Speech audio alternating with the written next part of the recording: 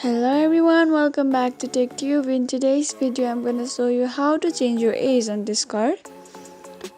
To get started, there's no option available to change your birth date on your Discord app on your mobile phone. So to do this, you need to open your browser, search for Discord support. Open the first link that appears.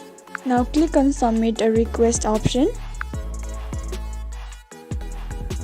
Tap on the drop down and select Asian appealing. Type your email address.